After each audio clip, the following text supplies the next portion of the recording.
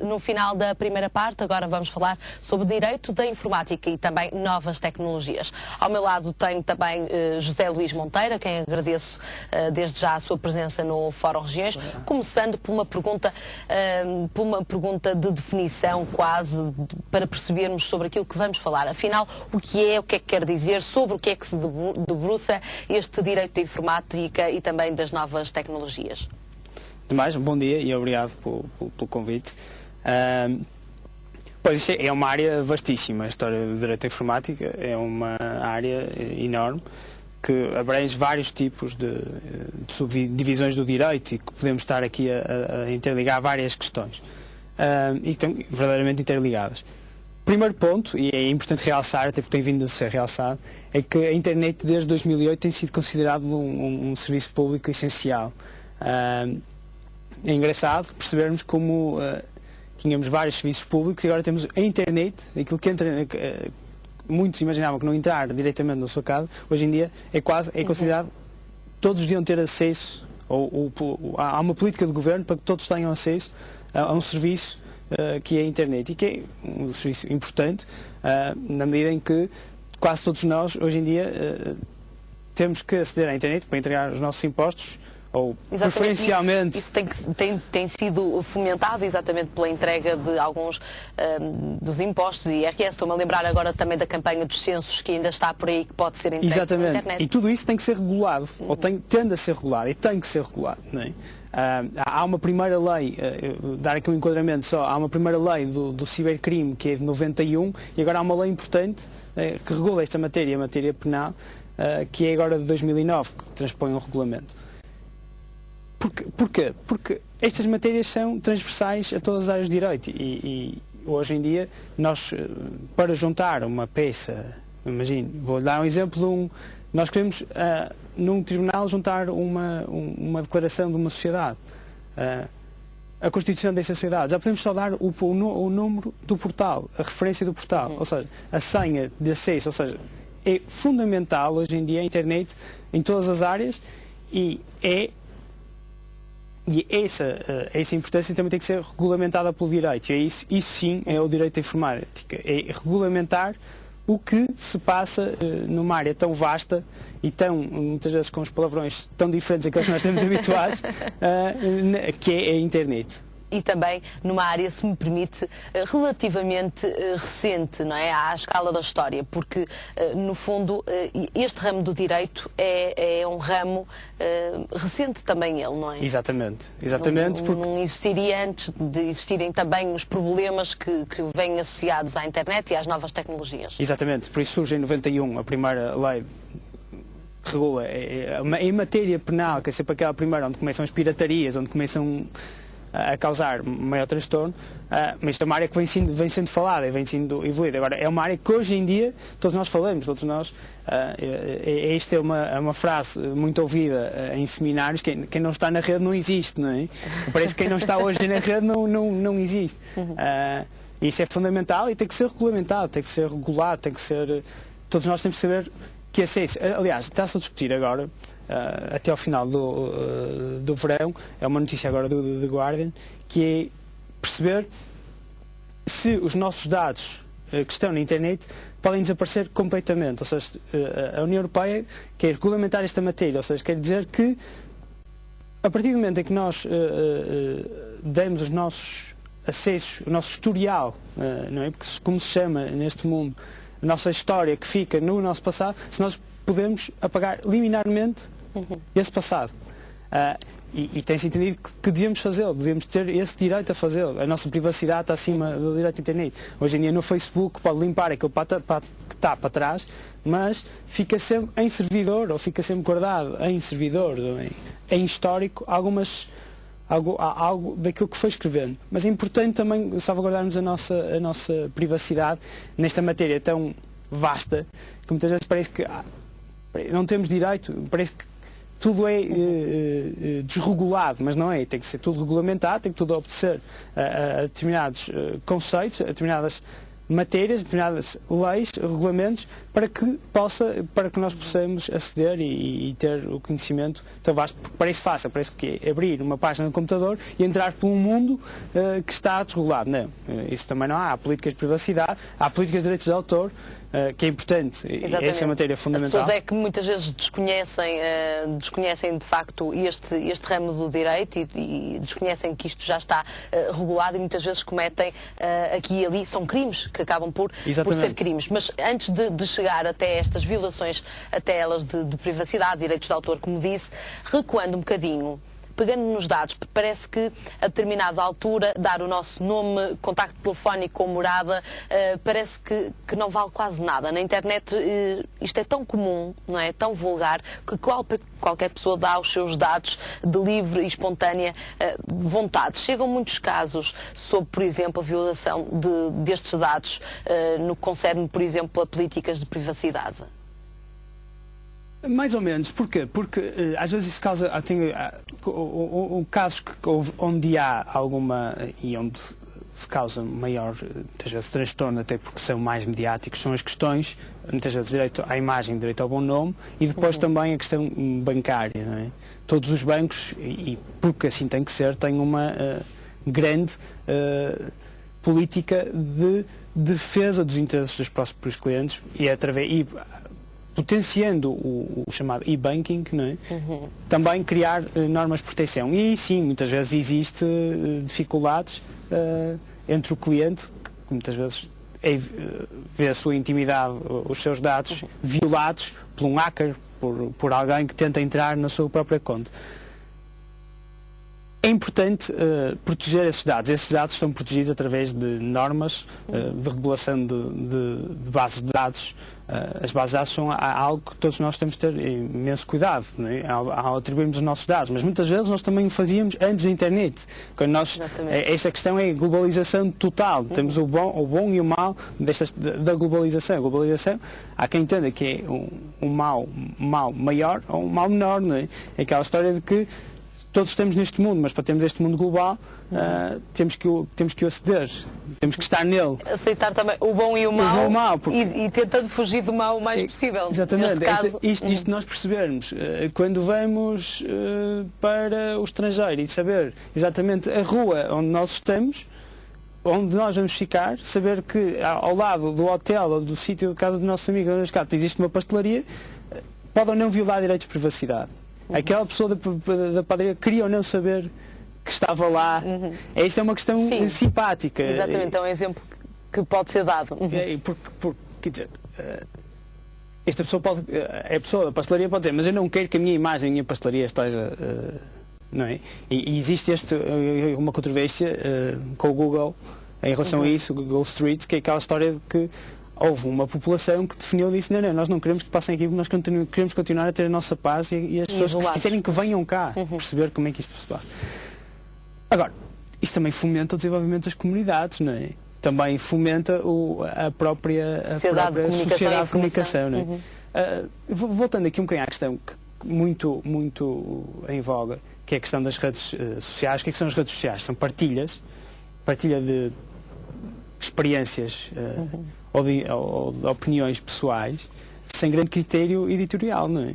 Ou seja, eu posso escrever aquilo que naquele momento me apetece, se me permitem-me dizer, sem ninguém, ou raramente acontecer, estar a ser penalizado ou não trabalhada aquela informação, ou aquela experiência, muitas vezes são experiências.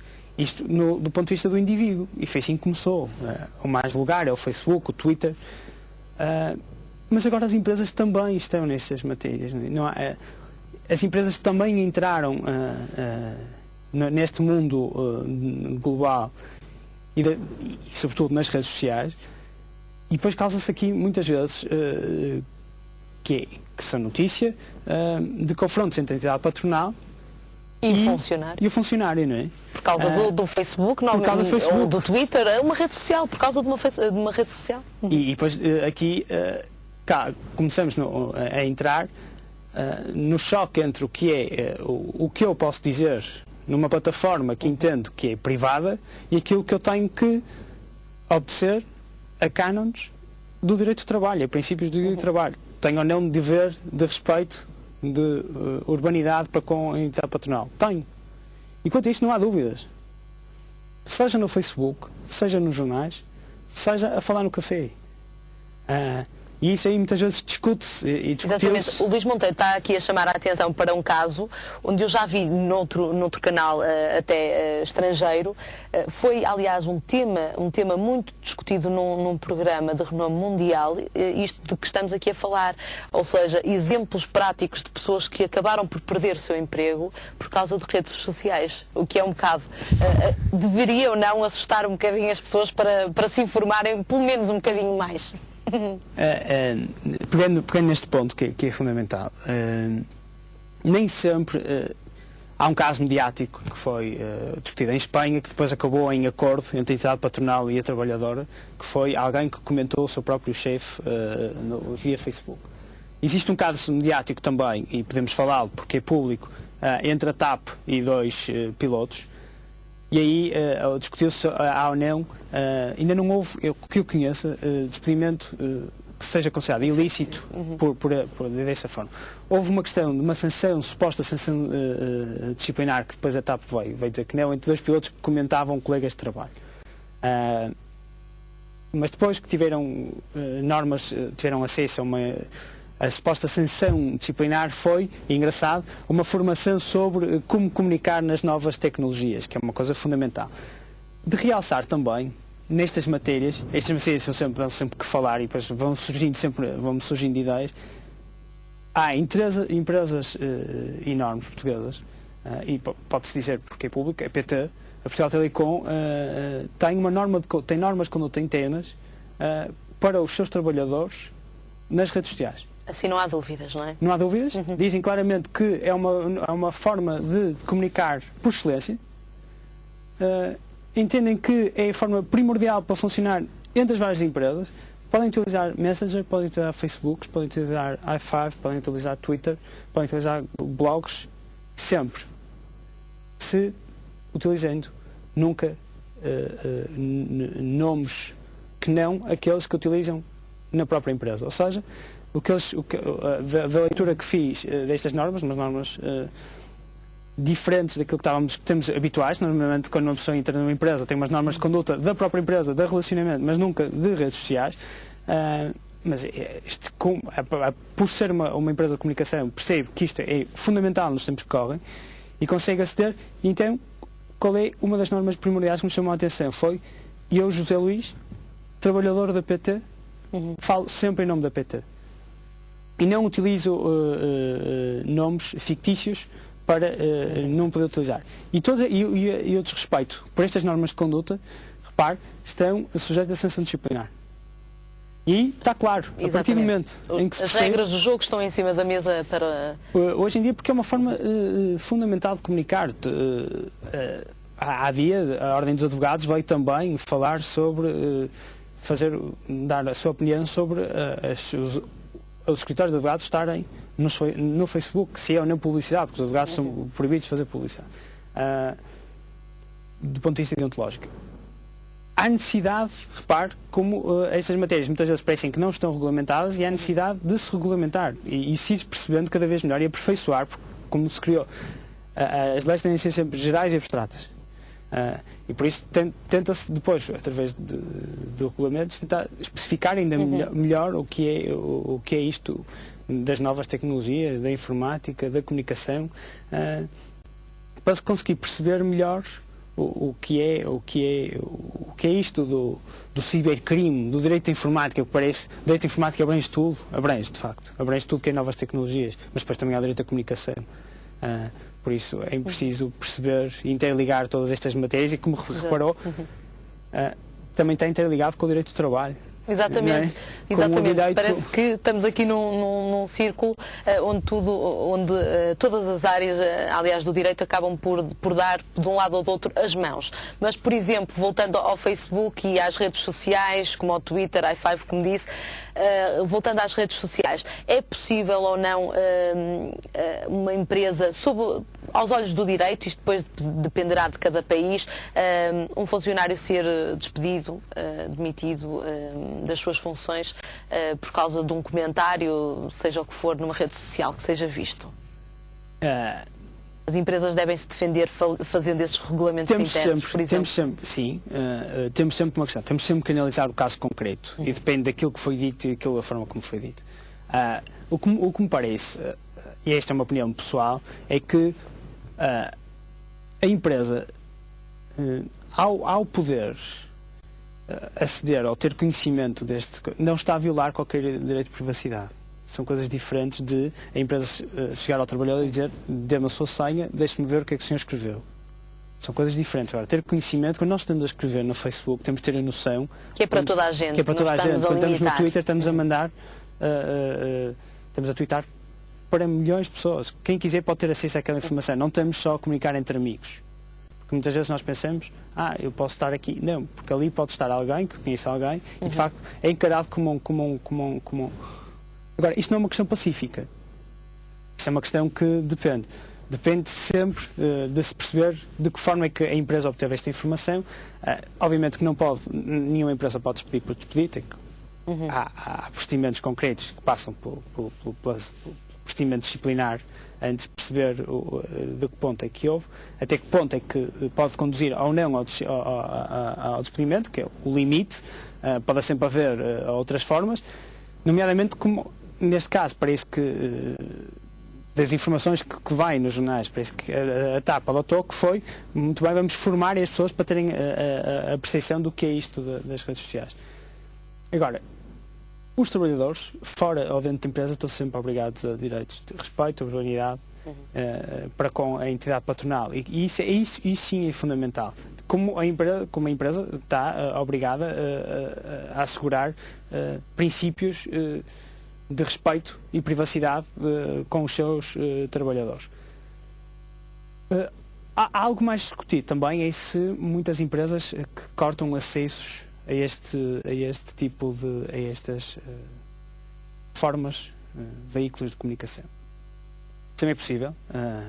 Não nos parece, a mim não me parece, que uma empresa que não tem qualquer interesse, que uma metalúrgica não tem interesse que os seus funcionários estejam a comunicar no Facebook. Também há casos no estrangeiro, casos engraçados, de metalúrgicas, empresas grandes, que disponibilizam aos seus funcionários um tempo, aquele tempo de descanso, de pausa, tempo de descanso, exatamente, para poderem, estão computadores disponíveis e eles podem fazer, exatamente, podem ir twittar, podem ir escrever no seu blog. Depois depende da gestão de cada empresa, exatamente, e das formas como querem fazer a motivação mesmo dentro da empresa, mas algumas empresas, como estava a dizer, podem proibir que isso seja feito, não é? Não me parece descabido de todo. Podem dizer: não tenho interesse em que... Porque a relação de trabalho-trabalhador, a relação de trabalho entre trabalhador e entidade patronal, essa é uma obrigação de resultado, não é?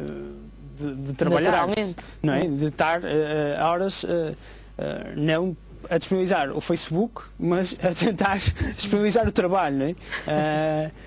Claro que, agora, depende daquilo que essa empresa, que o próprio trabalhador também utiliza, com que forma, com que veículo.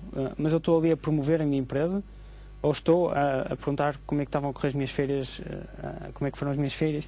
Tudo bem, eu acho que não pode haver também esse de zelo, também se entrou e comentou qualquer coisa, tipo pessoal, e depois, pronto, uma coisa é passar pouco tempo, outra coisa é estar dias inteiros a passear por este mundo que é a internet, né? E por este normas de comunicação. Por isso depende sempre, é preciso ponderar sempre a questão de cada caso a caso.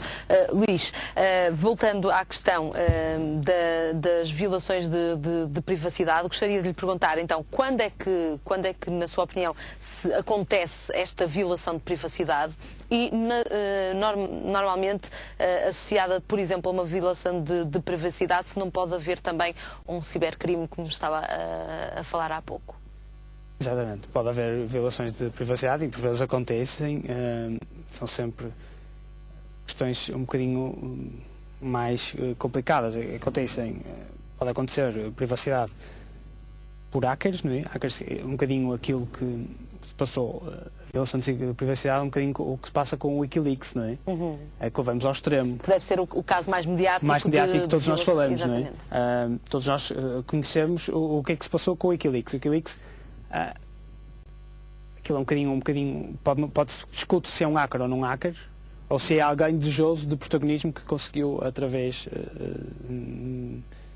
disto de um soldado no Iraque que tinha informação privilegiada, se queria ou não perceber e divulgar, e a partir daí o Wikileaks não entra, tenta não entrar nas plataformas, ou não entra, supostamente, recebe informação, mas essas pessoas que remetem a informação para o Wikileaks são a não violar, neste caso, segredos de Estado, que são segredos dos mais importantes que existem e que não podem ou não devem ser divulgados.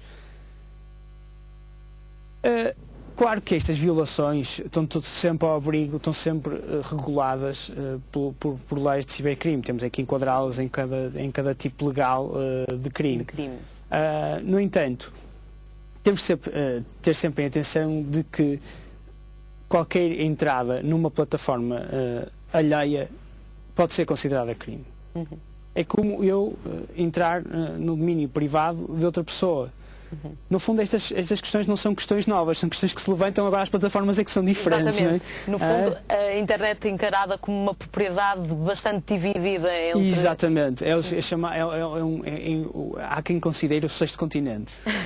É um novo continente que existe. Onde todos podemos lá habitar, mas... Engraçado que há um blogger muito conhecido, norte-americano, que entendia isto do Wikileaks como uma nova guerra mundial. A guerra do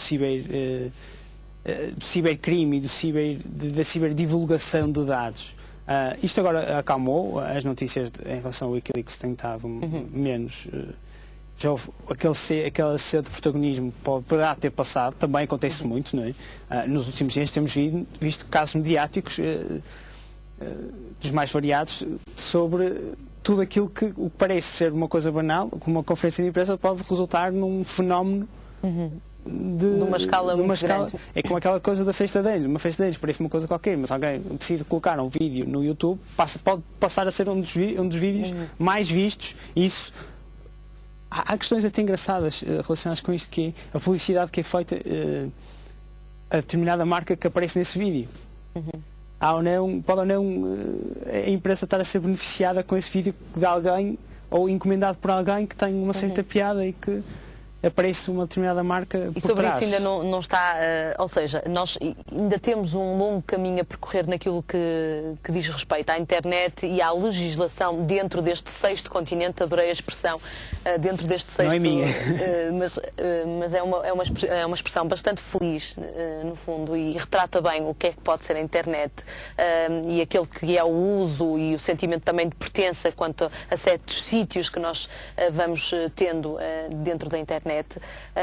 Pode então ser ou não dentro deste sexto continente e deste sentimento de pertença. Sim, claro. Agora temos que tentar perceber o que é a pertença de cada um, não é? O que é que ele nos pertence? Aquilo que nos pertence algo do que está nos pertence? Temos dúvidas. Existem dúvidas. Será que há um bocadinho isto também para se interliga com os direitos de autor, não é? Exatamente, por isso mesmo é que ainda há um longo caminho, caminho a percorrer.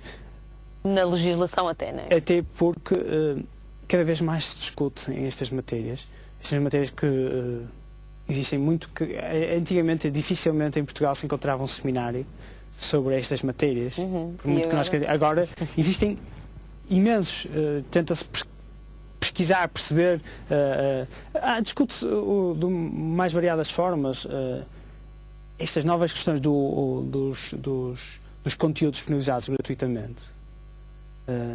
Há quem discute, eu estava num seminário em que há um investigador que discutia esta questão, que é, mas nós caminhamos para proteger ainda mais os direitos de autor, ou, em sentido contrário, queremos a divulgação de conteúdos gratuitos, vai ou não potenciar a divulgação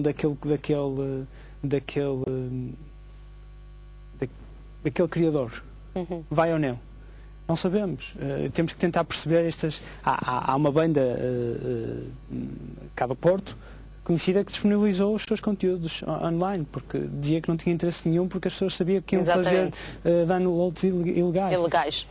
Noutro sentido, também há autores, quanto a isto, que defendem outra questão, que é, deviam ser ou não as empresas que disponibilizam os serviços de internet a pagar a taxa de direitos de autor, e obviamente a pagar a taxa nós consumidores também iríamos pagar, porque iríamos pagar mais ou menos pelo serviço prestado, mas devia estar já inerente ali uma taxa para uma sociedade que gere direitos de autor. Ou seja, ainda existem muitas e ainda um debate que se faz na sociedade para achar então um rumo certo para as novas normas também sobre este largo continente que é a internet. Luís, continuando na nossa conversa, e uma vez que estamos já com um pouco tempo dentro da nossa conversa sobre o direito da informática e também das novas tecnologias, de facto e efetivamente as pessoas podem ser presas, podem ir a julgamento por causa de crimes, de cibercrimes, não só hackers, mas falava mesmo de casos mais concretos, violações de privacidade, nomeadamente há bastantes dentro das redes sociais e são conhecidas, portanto, entre casais que discutem, etc., outros casos mais práticos também. Portanto, as pessoas podem mesmo ser sentadas num tribunal ou, de alguma forma, serem penalizadas dentro da internet e na sociedade. Podem até porque muitas vezes podem violar direitos pessoais, direitos de imagem. Podem violar variados direitos. Aliás, está mesmo previsto que constituem crime, esse tipo de crimes. Muitos deles são crimes públicos, ou seja, é isso que é preciso de caixa. Pode haver uma notícia de um crime e depois o procedimento criminal correr contra essa determinada pessoa. E mais, eu tenho uma dúvida que é a seguinte, que pode ou não ser utilizada estas matérias como prova em tribunal. Nomeadamente, olha, no caso dos direitos dos trabalhadores, não é? Pode ou não ser utilizada aquela prova? Parece que sim. Porque aquilo é como juntarmos uma notícia de um jornal em alguém, sendo um conteúdo aberto. Uma coisa é uma conversa privada entre duas pessoas. Mas sendo conteúdos abertos, muitas vezes esses conteúdos podem ser utilizados como prova em tribunal. É um bocadinho como a questão que também está muito aqui interligada com os direitos de autor, não é? É crime. Está regulado no Código, no 195, 197 do Código Penal. São crime. A violação de direitos de autor é crime, porque só assim é que se protegem os direitos daqueles criadores e os direitos de todos nós, não é? Por isso, quem comete esse tipo de ilegalidades tem que ser punido criminalmente, mas todos nós sabemos que existem variadas formas de partilhar informação na internet.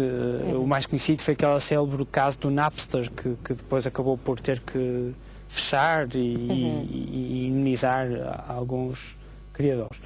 Porque no fundo também a nossa ideia, aliás, como o direito também ainda está a evoluir aqui dentro da internet e da informática, das novas tecnologias, o próprio direito evolui, mas a sociedade, creio que também não estava preparada, nomeadamente os autores, os produtores de música, quer dizer, de espetáculo, também não estavam preparados para um boom tão grande e para um acesso tão facilitado que a internet possibilita aos seus utilizadores deste tipo de conteúdos. Se calhar também aqui haverá ou não uma mudança de mentalidade e uma nova forma, ou novas formas até de negócios. Outra das questões que se coloca, já disse que de facto pode constituir provas estas das redes sociais para irem até um tribunal. No caso que referenciámos há pouco da Wikileaks, por exemplo, isto é um crime informático à escala mundial.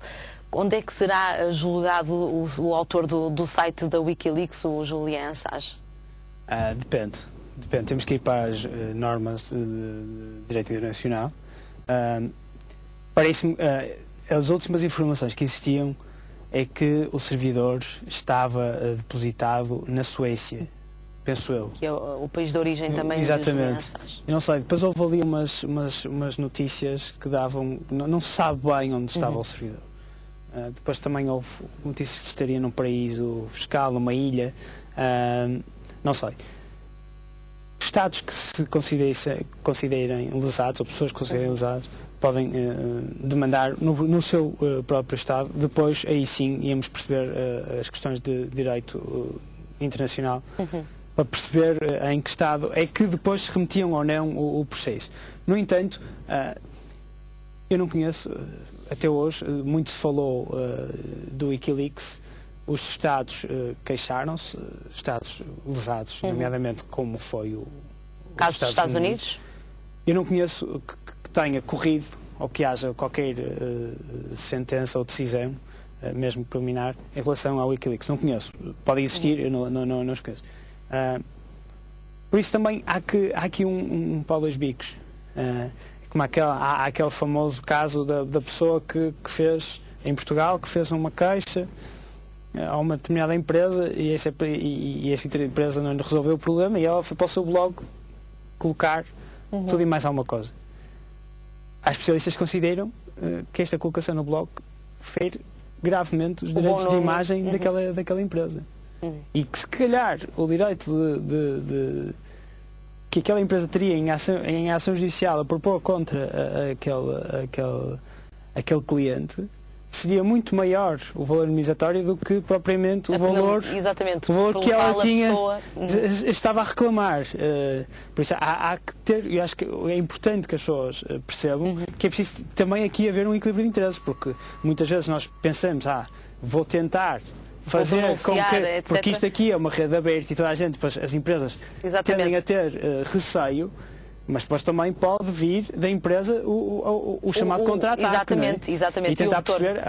Muito bem. Luís Monteiro, muito obrigada por ter estado connosco, por ter estado connosco neste Fórum Regiões. Relembro lá para casa, se quiser encontrar também mais informações, poderá ir até ao site www.jpab.pt, tudo junto, é então o site desta Sociedade de Advogados, onde poderá também encontrar aqui informações sobre o que estivemos a falar, sobre o direito da informática e das novas tecnologias. Conhecemos agora aquelas que são as temperaturas